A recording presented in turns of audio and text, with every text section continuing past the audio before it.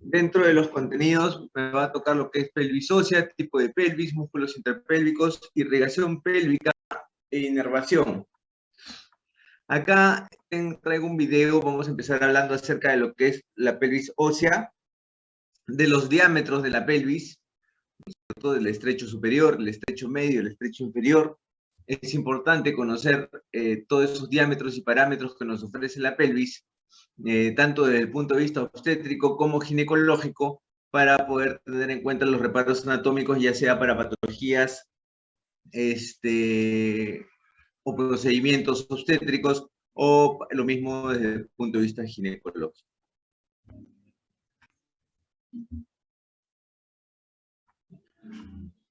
Tenemos la pelvis, tenemos lo que es la pelvis verdadera, por encima del estrecho superior, pelvis y la pelvis inferior. A ver, por encima del estrecho superior está lo que es la pelvis falsa, y por debajo del estrecho superior está lo que es la pelvis verdadera, ¿ya? Ahora, la pelvis falsa por encima del estrecho superior, tenemos lo que es las crestas ilíacas, la articulación sacroiliaca, promontorio, articulación sacroiliaca y cresta ilíaca, que va a ser la pared posterior de lo que es la pelvis falsa. Y hacia la parte anterior tenemos lo que es la prensa abdominal.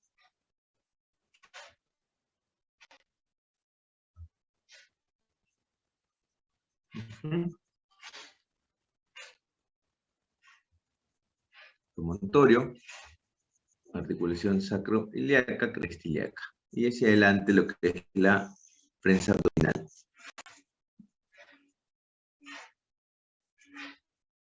Ahora, ese es el estrecho superior. Sobre la cresta ilíaca derecha se va a encontrar lo que es la zona del apéndice, y sobre la cresta ilíaca izquierda lo que es el sigmoides.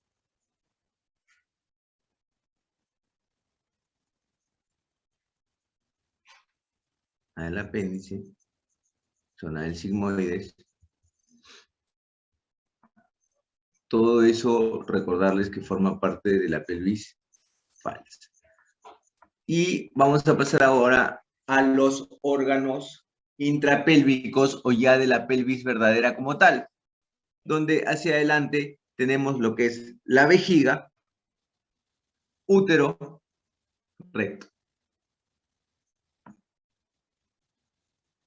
Siendo ya estos órganos intrapélvicos o de la pelvis verdadera por debajo del estrecho superior. Tenemos el estrecho inferior.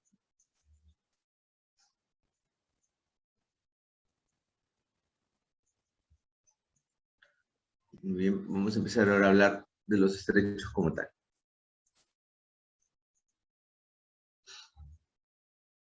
Perfecto. El estrecho superior está formado por el promontorio, articulación sacroiliaca, la línea arqueada, la protuberancia iliopectínea y sínfisis del pubis. Y ese lado contralateral lo mismo. Sínfisis del pubis, ilia pectínea, protuberancia iliopectínea, línea arqueada, articulación sacroiliaca. Todo esto forma lo que es el estrecho superior.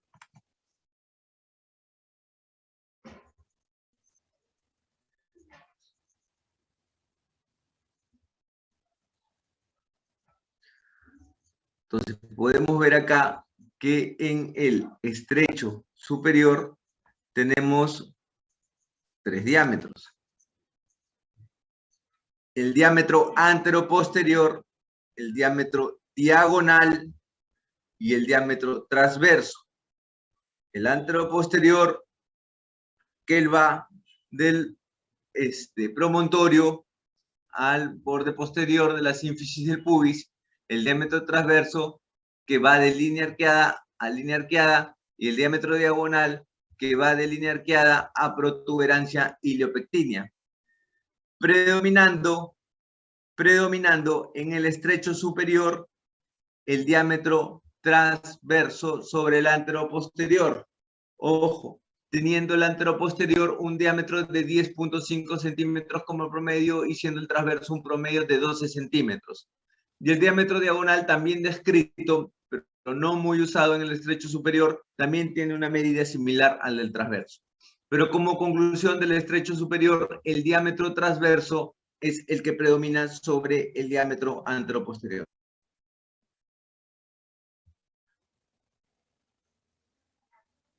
Tenemos el transverso.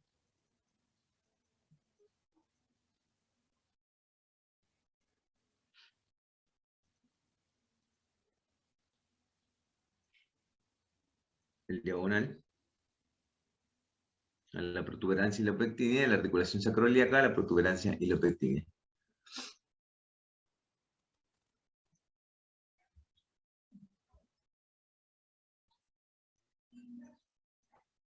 Muy bien.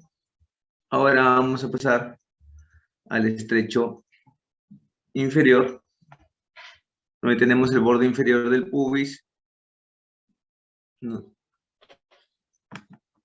Borde inferior del pubis. Ya. Los isquions. Ya. La tuberosidad isquiopúbica del pubis al isquion, borde inferior del pubis. Tuberosidad isquiopúbica. Isquion. ¿Ya? Y estos son los ligamentos sacro-ciático mayores, hueso sacro, coxis. Todo esto similar en el lado contralateral, borde inferior del pubis, tuberosidad isquiopúbica, isquion sacrociático mayor, sacro, coxis. Todo esto en su recorrido va a formar lo que es el estrecho inferior.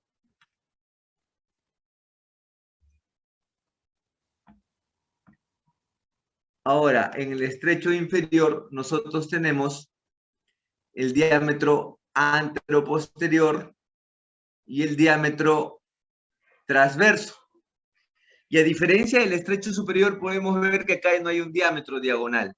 Y a diferencia del estrecho superior, vamos a ver que el que acá predomina es el diámetro anteroposterior sobre el diámetro transverso o biisquiático, ya que estos son los isquios.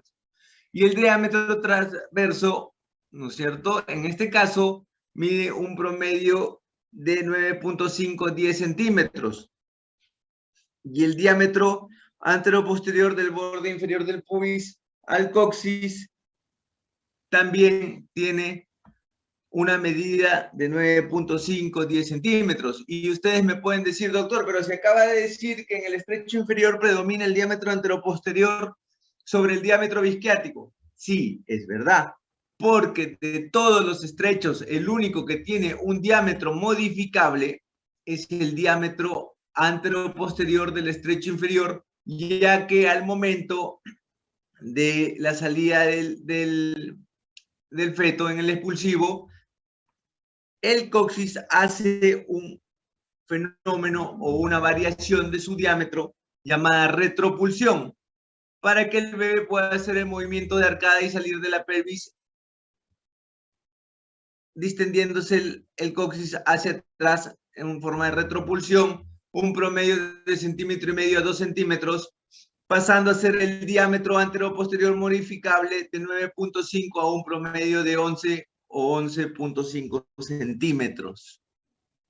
Pasando a predominar, como vuelvo a repetir, en el diámetro, en el estrecho inferior, el diámetro anteroposterior. Veamos.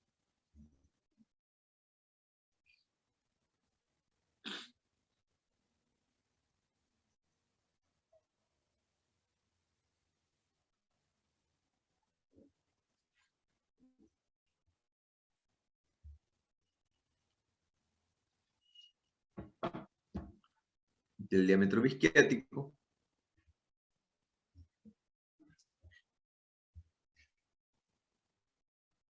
Muy bien. Ahora vamos al estrecho medio. El estrecho medio. ¿Qué es lo que estamos señalando? Las espinas ciáticas. El estrecho medio, lo que tenemos principalmente solo es el diámetro transverso, que es el diámetro biciático.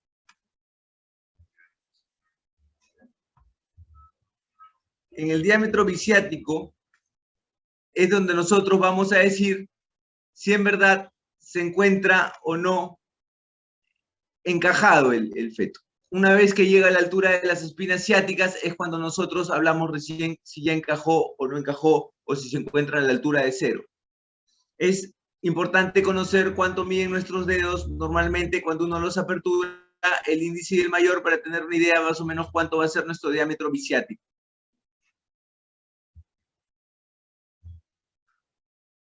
Algunos son más puntiformes, otros más ovalados, otros más redondos, y es importante conocer ese diámetro. Y está el estrecho inferior respecto de la retropulsión del coxis.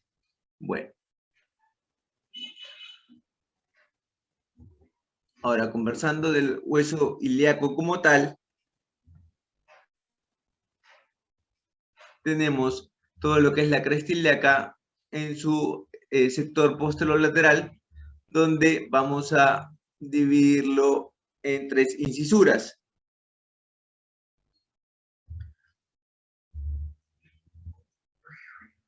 Incisura inferior, incisura media y la posterior. Entonces acá va a ir el glúteo mayor, el glúteo medio y el glúteo inferior. Son las inserciones de los 3 músculos glúteos. Pero, sin embargo, vemos acá donde está la incisura superior, que el espacio óseo es muy pequeño. Y sin embargo, yo les acabo de decir que acá se inserta el glúteo mayor. Es porque el glúteo mayor no solo se inserta en la parte posterolateral de la cresta ilíaca, sino también abarca todo lo que forma parte de la articulación sacroiliaca.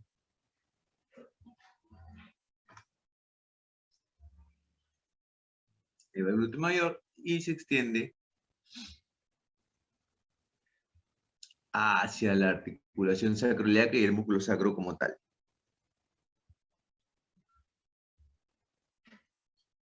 Glúteo medio, glúteo inferior, y ahí va el cartílago supracondilio. Cartílago supracondilio.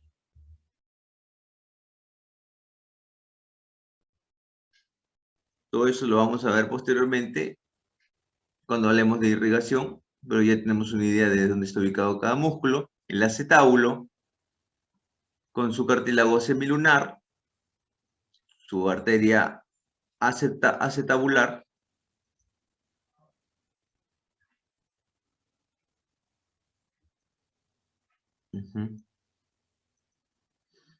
que va a ir por el agujero obturador para irrigar los músculos de la zona, obturador externo, obturador interno. El agujero obturador, obturador interno, obturador externo, tuberosidad isquiopúbica, cara anterior. Por acá, por esta zona, va a entrar el nervio pudendo, que se va a dirigir hacia la zona del periné, al igual que la arteria pudenda. Eso lo vamos a mencionar posteriormente en otro gráfico. Pero ya saben que cuando hablamos de tuberosidad isquiática es esta zona, y que muchas veces la irrigación o nervios que parten de la zona de la pelvis verdadera o intrapélvicos van por debajo de la tuberosidad isquiática para dirigirse hacia esta zona que es la zona del periné, que es lo que vamos a ver ahora, posteriormente. Tenemos 4 tipos de pelvis: ginecoide, antropoide, androide y platipeloide. Es importante que tengan claro que los 4 tipos de pelvis, la pelvis androide y la pelvis platipeloide, son las que no son compatibles con un parto vaginal, ya que no ofrecen los diámetros adecuados para el descenso de la cabeza fetal. Sin embargo, la ginecoide y la antropoide sí te pueden dar, principalmente la ginecoide, la alternativa de un parto vaginal. En el caso del antropoide, básicamente lo hace para los fetos que vienen en presión de occipito posterior como variedad de posición para el parto. Dentro de los músculos del diafragma pélvico, y ojo, este es un plano más profundo y tenerlo en cuenta, por alguno de estos se cortan cuando uno hace lo que es la episiotomía. Tenemos el pubo rectal, el pubo coccigio, el hilo coccigio y el coccigio. Estos son más profundos, estos no son los que se cortan tanto, pero por encima de todos estos están el músculo más extenso y uno de los músculos más importantes del piso pélvico, como es el elevador del ano.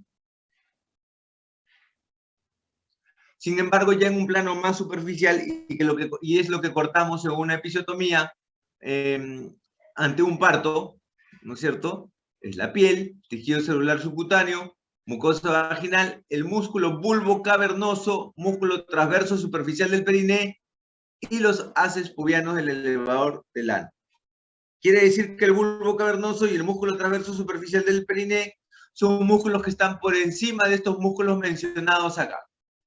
Por encima, son más superficiales y los que sí o sí van a cortar en una episiotomía.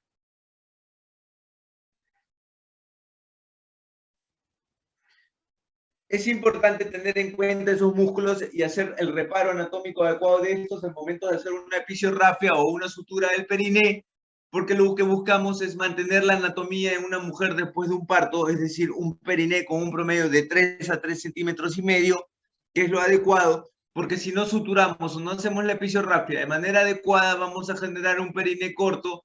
Y acuérdense que por detrás del periné está el elevador del ano. Y como les mencioné, es un músculo extenso y uno de los principales músculos del piso pélvico. Y si no hacemos una reparación adecuada de esta, podremos haber tenido un parto de manera adecuada, fisiológico, pero sin embargo estamos ocasionando un problema en la mujer desde el punto de vista ya no obstétrico, sino ginecológico en un futuro, de repente cuando tenga 45, 50 años y según las actividades que la mujer desempeñe, como es el prolapso genital. Al generar un perine corto, va a tener una zona de poca llegada o poco anclaje el elevador del ano, y esto va a favorecer el prolapso de los órganos genitales femeninos en un futuro para esa mujer, según la actividad que realice. Me refiero si muchas mujeres trabajan en zonas rurales y van al campo, la chacra, hacen más fuerza en la presa abdominal y al no generar una adecuada reparación de favorecemos el prolapso.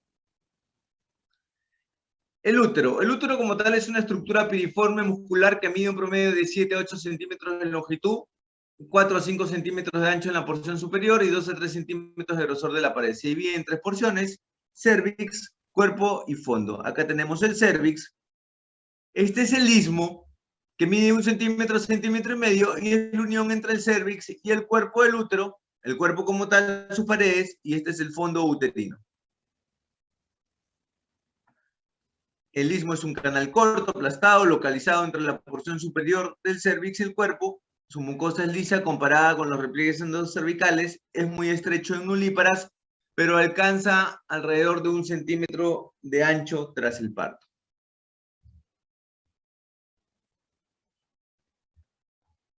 Como podemos ver, el cuerpo uterino es el que constituye el volumen principal del útero, tiene su pared anterior, su pared posterior. Este triángulo que vemos acá es un espacio virtual, el cual se encuentra aplanado, está invertido, y la mucosa del cuerpo varía en el grosor dependiendo de la fase del ciclo menstrual y puede llegar a medir 1 a 8 milímetros, ¿no es cierto? Hablamos ya previamente del grosor endometrial o el tejido endometrial, que va a ir variando en tamaño según la etapa en la que se encuentra en el ciclo menstrual. A la inspección visual tiene aspecto liso, anaranjado, siendo habitualmente más grueso en el fondo. Este es un gráfico, bueno, del Néter, donde podemos ver las estructuras intrapélvicas. Siendo sincero, son gráficos hechos a la perfección. Cuando uno está en la realidad, cuando una cirugía, no se ve tan claro las estructuras, tan nítidos, que eso lo van adquiriendo conforme van adquiriendo mayor experiencia en ver pelvis reales, ¿no es cierto?, en cirugías. como la laparoscópica, por ejemplo, pero nos va a ayudar bastante para definir las estructuras como tal. Ligamento redondo, trompa, ligamento útero-ovárico, del útero al ovario, ligamento útero-ovárico, ovario. Todo lo que vemos de amarillo en esta zona se llama ligamento ancho, todo lo que está por debajo, retroperitoneo, todo lo que está por encima, que es lo que estamos viendo, preperitoneo. En el retroperitoneo se van a introducir unas ciertas estructuras, principalmente de irrigación, como son la ilíaca interna y ilíaca externa, que lo vamos a ver posteriormente. Acá tenemos los ligamentos úterosacros. Como les mencioné cuando les mostré el video de la pelvis, vejiga hacia adelante, útero al medio, recto hacia atrás, ligamentos úterosacros. Que debajo de estos ligamentos úterosacros pasa un plexo importante que le da una inervación importante a la pelvis y que después se los voy a mencionar. Y a este nivel, en forma lateral, a la altura de los úterosacros, pero en forma lateral, por debajo del peritoneo, en el retroperitoneo, tienen los ligamentos de McEnroe o ligamentos cardinales. Tenemos la aorta, con la bifurcación de la aorta, que se da a la altura de la cuarta vértebra lumbar, ¿no es cierto? Y tenemos lo que es las ilíacas primitivas, que al final me va a acabar dando lo que es la ilíaca interna y la ilíaca externa. Y irrigación importante también para el útero es el infundíbulo pélvico. Entonces el útero tiene dos irrigaciones importantes como tal, que es la uterina que llega a este nivel, a nivel del istmo, y se va a dividir en uterina ascendente y uterina descendente.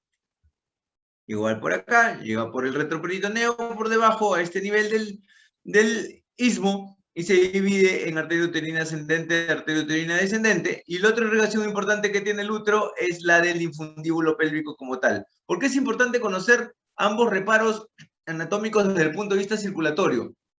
Porque son dos fuentes de irrigación importante que recibe el útero y que muchas veces nosotros, partiendo de ese reparo anatómico, son, por decirlo de alguna manera, ante una hemorragia, dos situaciones o dos puentes abiertos o dos caños, por decirlo de alguna manera, que tenemos que tratar de bloquear, ¿no es cierto?, para poder controlar la hemorragia o la hipovolemia. Y bueno, por encima de estos y un poquito ya en planos más profundos, encontramos lo que es la aorta ilíaca primitiva y ilíaca interna como tal, ¿no?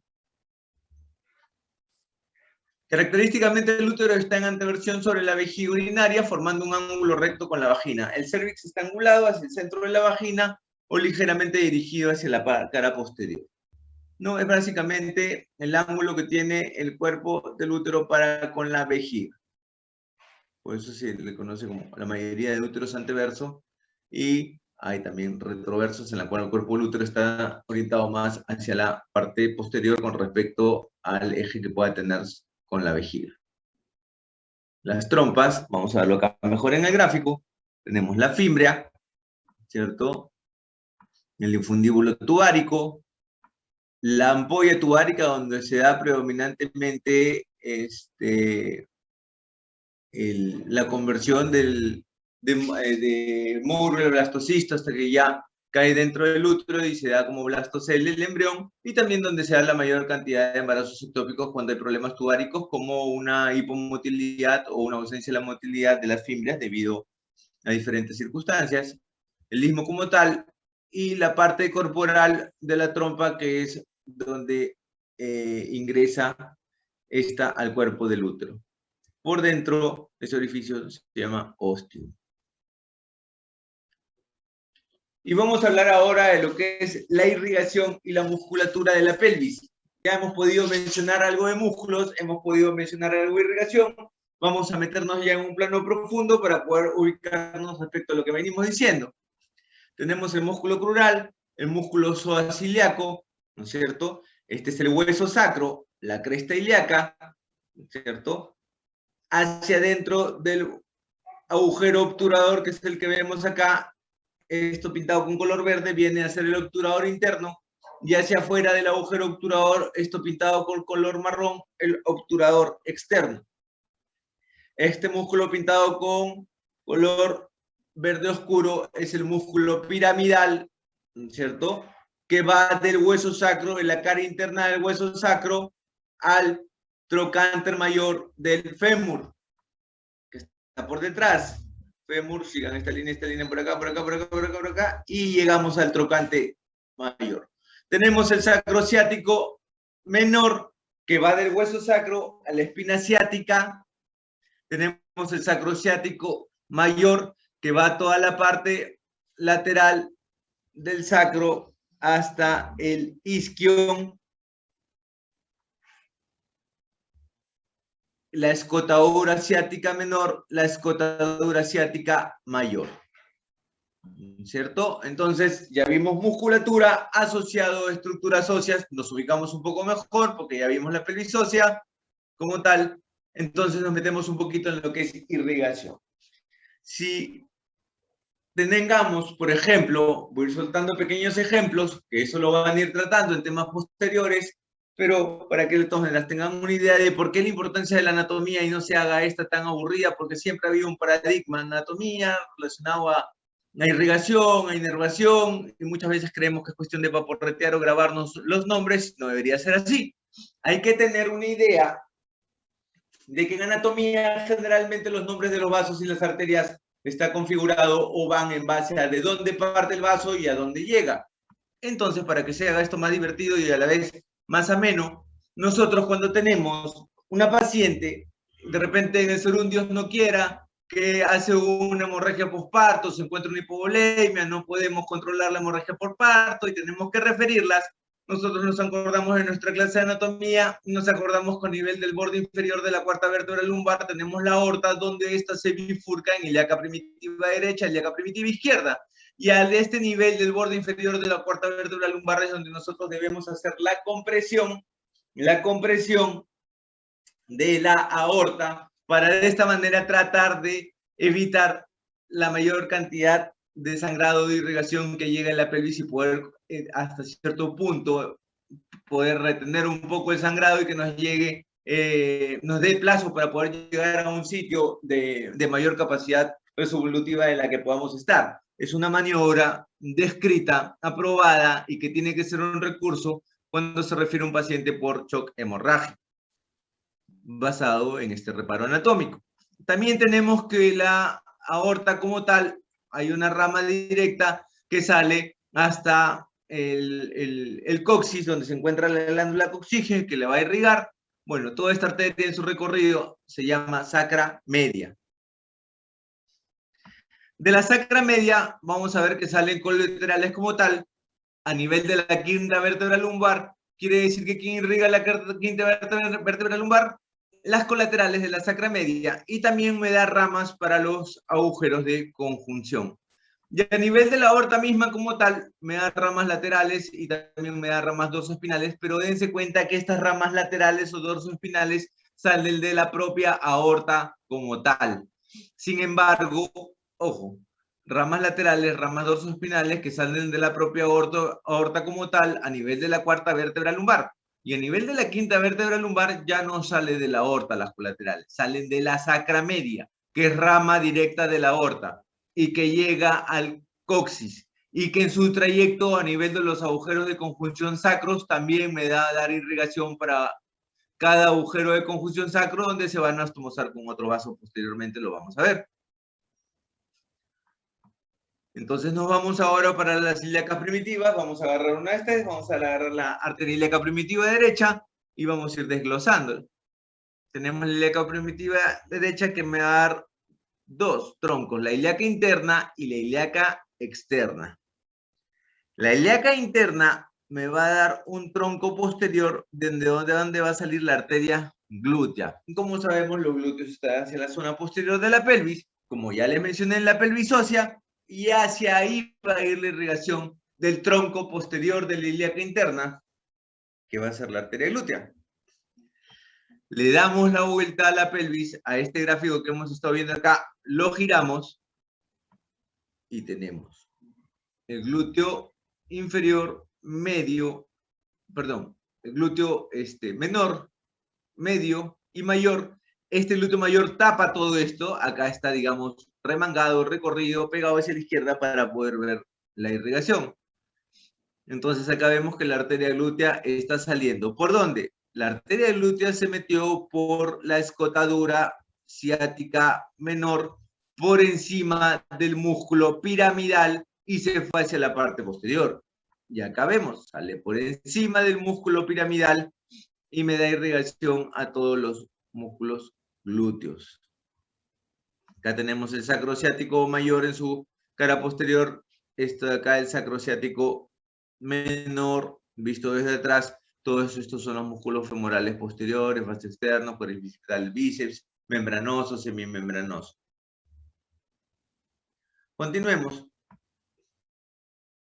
Del tronco posterior de la ilíaca interna me va a dar dos ramas colaterales. Acá vimos la glútea, pero también directo me van a salir dos ramas colaterales, que son, ojo, miren el nombre, iliolumbar. Iliolumbar, claro, se va hacia el hueso ilíaco, ilio, y hacia la zona del crural lumbar, hacia arriba. Por eso se llama iliolumbar. Es una colateral de la ilíaca interna. ¿Y el otro colateral cuál sería? La sacrolateral. Su nombre, sacro, se va al hueso sacro, y hacia la parte lateral, sacrolateral. Y en cada agujero de conjunción del hueso sacro se van las colaterales de la sacra media.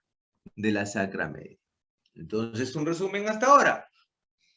Colaterales de la ilíaca interna, iliolumbar y sacrolateral. Por el nombre lo sacábamos. Iliolumbar, la que va para arriba, hacia la zona lumbar y hueso ilíaco, y sacrolateral se va hacia la parte interna, hacia el hueso sacro, hacia los agujeros de conjunción. Perfecto. ¿Qué otra rama tienes de la ilíaca interna? La del tronco posterior, la arteria glútea, que me va a irrigar la parte posterior de la pelvis. Listo. Entonces ya tenemos resumido lo que es la ilíaca interna, su tronco posterior glútea y sus colaterales que salen de la propia ilíaca interna. Y acá tenemos el tronco anterior de la ilíaca interna. Ya hablamos del tronco posterior, ahora vamos a hablar del tronco anterior de la ilíaca interna. Y vemos que es este acá. Si esta era la glútea, este es el tronco anterior, y el tronco anterior me va a dar dos arterias. La arteria isquiática y la arteria pudenda interna. ¿No es cierto? Importante saber. ¿Por qué? La isquiática, igual que la glútea, cuando decimos, me duele la ciática, hablamos del nervio, o acá estamos en vasos, pero como para tener una idea, nos agarramos en la parte posterior del glúteo y hacemos el recorrido por la parte posterior de la pierna. Perfecto. La arteria isquiática, como tal, no nervio, arteria isquiática, también va a ser lo mismo, se va a ir hacia la parte posterior de la pelvis, pero ojo, ya no va a salir por encima del músculo piramidal como la glútea, sino por debajo del músculo piramidal y se va hacia la parte posterior. Entonces vemos acá que acá por debajo del músculo piramidal aparece la arteria isquiática, que más abajo ya se van a asociar con los femorales posteriores. Y esta arteria isquiática sale hacia la parte posterior, va hacia la pierna, y ¿quién lo acompaña? El nervio isquiático o el nervio ciático. Generalmente las arterias están acompañadas de su nervio, con el mismo nombre por lo general. Entonces, en este cuadro, y basándonos en un resumen, podemos decir que las dos arterias que se van hacia la pelvis son la glútea y la isquiática. La glútea, rama del tronco posterior de la ilíaca interna, y la isquiática, rama del tronco anterior de la ilíaca interna. ¿Listo? Pues ahí estamos bien. Y la otra rama del tronco anterior, ¿no es cierto?, de la ilíaca interna es la arteria pudenda interna. Que la arteria pudenda, por decirlo, hace el engaño, el amague, de que se va a ir para atrás junto con la arteria isquiática, pero no, tras del sacrociático menor, y se regresa bordeando todo lo que es el isquion, la tuberosidad isquiopúbica, ¿no es cierto? Como les mencioné en la pelvis ósea, y se va al perine. Y se va al perine. Entonces, la rama del tronco anterior de la ilíaca interna, la única que no se va para la zona posterior de la pelvis, y que pareciera que va a ir, pero vuelve a girar para meterse hacia fuera de la pelvis, no hacia la parte interna, es la pudenda interna que me va a acabar irrigando todo lo que es la zona del perine y vulva portal, por consecuencia. Y importantísimo, de la ilíaca interna, para ser más preciso, una colateral del tronco anterior de la ilíaca interna es la arteria obturatriz. La arteria obturatriz. Nosotros tendemos muchas veces a decir, no, rama de la uterina, rama de quién es, de la ilíaca interna, sí, pero se trata de ser un poco más preciso. La obturatriz es rama colateral del tronco anterior de la ilíaca, y esta arteria obturatriz va a atravesar el agujero obturador y se va a meter a lo que es los órganos intrapélvicos. En este caso me va a dar la arteria uterina a nivel del útero como tal. Y acá en el gráfico también tenemos la ilíaca externa, que me da su rama que ya se va hacia la parte abdominal, que es la epigástrica, ¿no? La epigástrica, rama de la ilíaca externa. Muy bien, entonces hasta ahí nosotros hemos visto lo que es intrapélvica. Entonces, si nos vamos al gráfico del Netter, donde les mencioné que se veía todo más definido, las estructuras anatómicas, por decirlo más bonito, perfecto, ya tenemos la irrigación del retroperitoneo, aorta, ilíaca primitiva, ilíaca interna, ilíaca externa, cada uno con sus ramas, las que se van hacia la parte posterior de la pelvis, las que se le van a la parte interna de la pelvis, así como sus colaterales.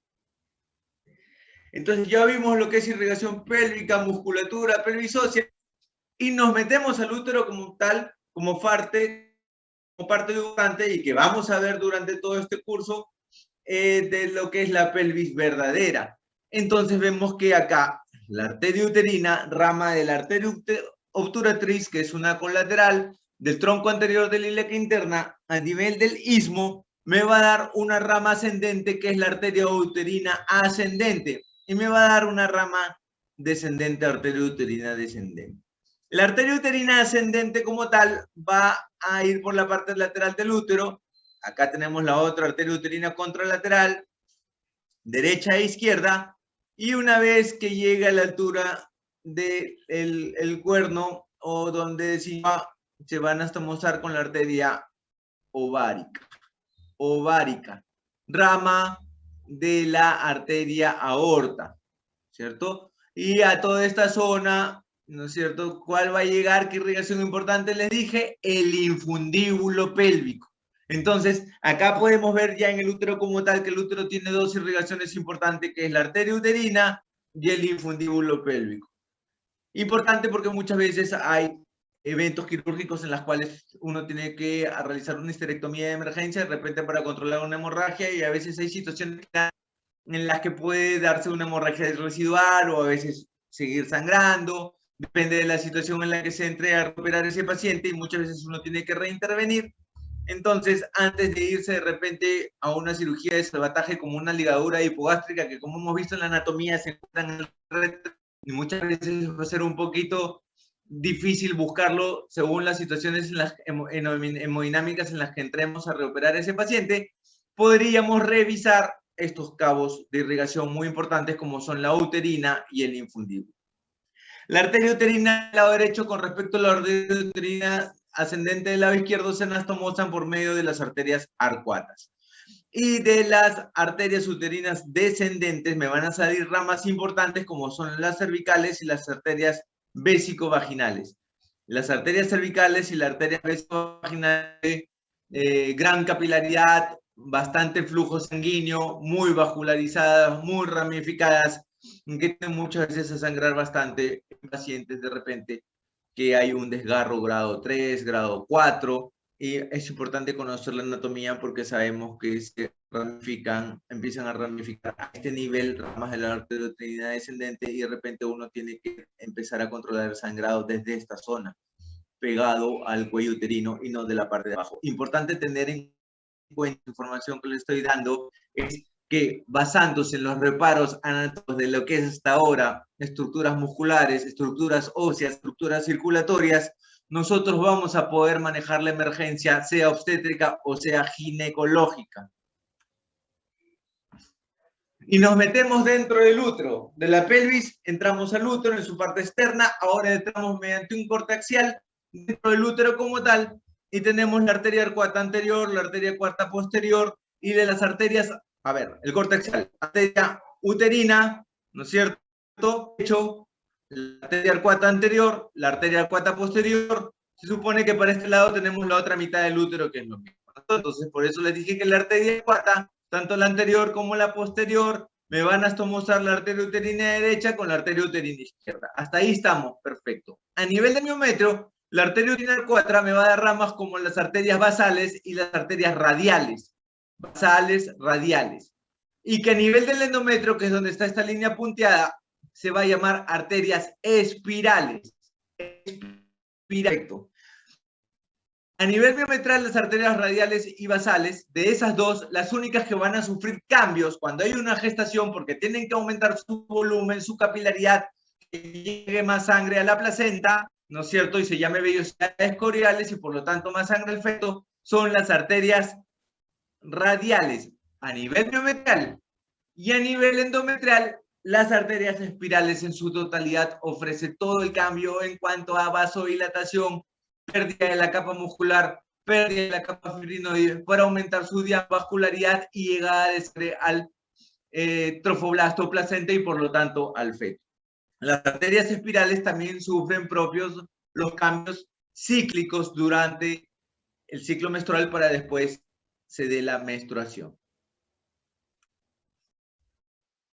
Entonces, ya saliendo un poquito del tema de lo que es la irrigación, vamos a entrar al tema de la inervación. En cuanto al tema de la inervación, no hay que hacernos un mundo. En lo que es de la pelvis hablamos principalmente de todo lo que es pesos, que lo voy a mencionar ahorita, pero como les dije y les vuelvo a repetir, generalmente en anatomía los vasos, tanto de irrigación como en este caso los nervios, inervación, llevan los nombres similares a lo circulatorio y también los nombres de las estructuras que irrigan en el caso de los vasos o que inervan en base a los nervios. Desde su origen. Entonces, hablando de lo que es la inervación, los órganos pélvicos, sabemos que esta parte principalmente desde la 11 vértebra dorsal hasta la quinta sacra, con una contribución muy importante del sistema neurovegetativo que va a estar formado por los plexos presacros, ováricos y el plexo de Frankenhauser. El plexo de Frankenhauser es el plexo que les dije cuando les mencioné en el gráfico de Netter los ligamentos uterosacros. Por debajo de eso pasa el plexo de Frankenhauser. Dentro de lo que es ginecología, en algún momento seguro van a tratar a aquellas mujeres que van con crónico, tal vez con endometriosis, tal vez con síndrome herencial, mujeres que después que han tratado el dolor de diferentes maneras, relacionándolo probablemente a causas infecciosas, relacionándolo probablemente a causas anatómicas, por un número importante de cirugías que ha generado síndrome herencial o por endometriosis como tal, uno busca una alternativa paciente con el fin de disminuir el dolor pélvico crónico. Y dentro de eso existe lo que es la ablación del ligamento útero-sacro en forma laparoscópica. Para eso quemamos el ligamento útero-sacro y después lo cortamos porque sabemos muchas veces que debajo de ese ligamento pasa lo que es el plexo de Frankenhauser. ¿Estamos? Y vamos a disminuir el dolor pélvico solo en un 40%. Y podemos decir, sí, doctor, pero solo lo disminuye en un 40%. Sí, hablando de un paciente que sin ningún tipo de tratamiento, ni de causa infecciosa, ni con antiinflamatorios, ni analgésicos, y le estás ofreciendo disminuirle el dolor pélvico en un promedio de 40-50% haciendo esta ablación del ligamento sacro, porque vas a caracterizar el plexo de Frankenhauser y le vas a disminuir en un porcentaje relativamente importante del dolor. Es una alternativa. ¿Basado en qué? En que conozcas los reparos anatómicos, las estructuras y la inervación correspondiente.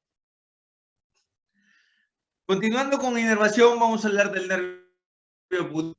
Nace del plexo sacro, S2, S4, recorre las paredes laterales de la pelvis de cada lado adosado al piramidal. Cuando llega a la espina ciática, sale de la pelvis por el agujero ciático mayor, da un giro, entra de nuevo a la pelvis por el agujero ciático menor hasta la tuberosidad isquiática. Les he querido leer esto porque si lo leemos, de repente hasta nos perdemos. Pero si nos centramos en el gráfico que les mostré al momento de hablarles, la arteria pudenda, ¿no es cierto?, rama del tronco anterior de la ilíaca interna, y el recorrido que hizo, que era la que se iba para atrás por el sacrociático menor, y luego giraba hacia adelante para recorrer todo el isquio en tuberosidad isquiática e irse hacia el periné. Pues miremos acá en el gráfico, hace lo mismo, sale del S2 y S4 de los agujeros de conjunción. Acuérdense que acá también habían vasos. Bueno, salen los nervios de acá, ¿no es cierto?, de este plexo, y corrido el nervio pudendo que la arteria pudenda. Se va hacia atrás del sacrociático menor y se vuelve a meter por acá por el isquio. Va por la tuberosidad isquiopúbica y se dirige hacia el periné y lo inerva en su totalidad. ¿Estamos? Es el mismo recorrido que hacía la arteria pudenda, entonces no tenemos que perdernos, ¿no es cierto?, en su recorrido. ¿Y por qué es importante el nervio pudendo? Porque cuando no hacemos una adecuada reparación o episodiografia del periné, o generamos un periné corto, o nos hace un hematoma vulvar y no lo manejamos adecuadamente, o la episodiografia se nos abrió posteriormente y la cerramos por segunda instancia solo con cremas tópicas, antiinflamatorios y antibióticos, podemos generar un dolor crónico en esa zona debido a una afección del nervio pudendo por no una adecuada reparación del periné, provocando en la mujer muchas veces dispareunia o dolores perineales crónicos y las relaciones sexuales, deteriorando la calidad de vida de esta paciente. Ramas perineales profundas y superficiales, ramas de la pudenda, estamos en inervación, que me va a inervar planos superficiales y profundos, tejidos subcutáneos de la vulva, músculos del plano superficial del periné, piel, porciones internas de los labios, y así como también el resto del vestíbulo. Tenemos la rama hemorroidal inferior, esfínter externo del ano y piel, y el nervio dorsal del clítoris. Todas esas son ramas del pudendo, y aquí está todo lo que inerva el nervio pudendo, que se los comenté y se los he mencionado. No hay nada nuevo en este gráfico que no les haya dicho. Y bueno, eso sería todo en cuanto al tema de lo que es el anatomía pélvica. Quiero mostrarles un último videito antes de culminar. Quiero que vean acá, solo para que tengan una idea de lo que les he hablado. Salí. Ven.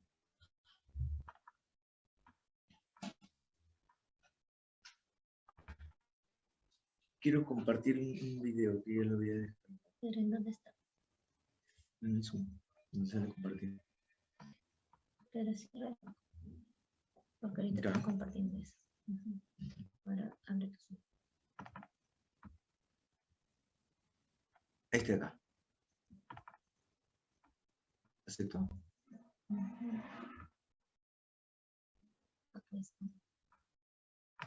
¿Me está compartiendo la pantalla? Sí, doctor. Sí, doctor, sí se ve.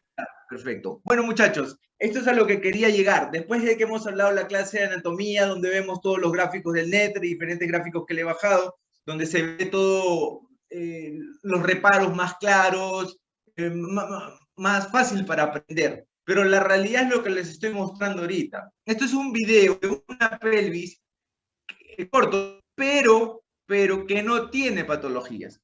Y es lo más cercano lo que tenemos desde el punto de vista real con lo que les acabo de dictar. Acá podemos ver el útero.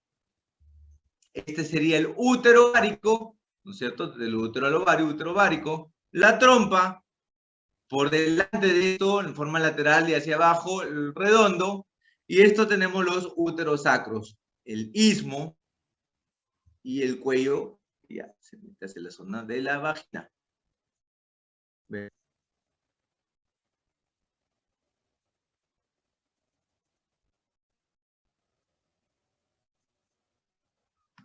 Perfecto.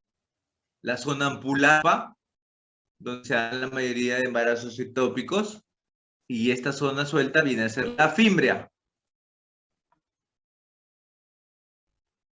Este vaso que se encuentra por debajo de este tejido es la ilíaca externa.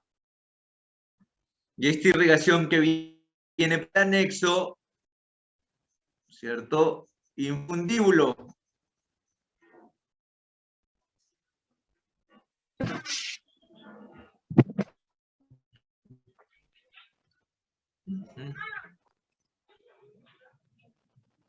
Bien. Otra parte que quiero que vean. Listo.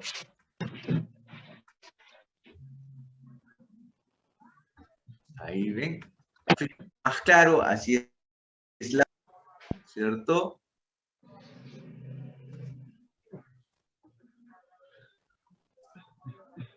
Ahí está, clarito, el útero sacro del lado derecho, por debajo pasa el plexo de Frankenhauser. Esta zona es la que se quema y se corta cuando queremos tratar de los problemas crónicos. De esa manera, obvio que esta es una pinza Kelling de hemostática, no es una pinza bipolar. Está desplazando el intestino. Las fibras, hay un poco de sangrado, no se ven focos endometrióticos, probablemente sea que la mujer acaba de menstruar y ha tenido un poco de regurgitación por las trompas.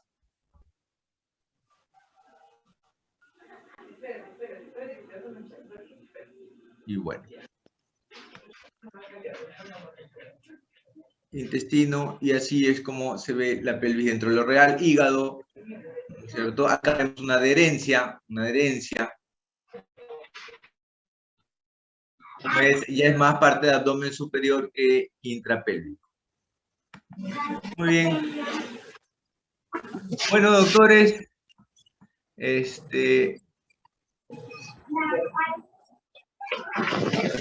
ha sido básicamente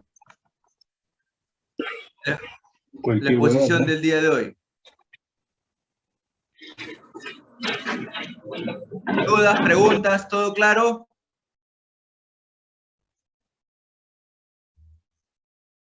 ¿Todo está claro, doctores? Sí, doctor, todo claro. Perfecto. Listo, muchachos, cuídense. Gracias, doctor. Gracias, doctor. Gracias, doctor. Gracias, doctor. Hasta luego. Gracias, doctor.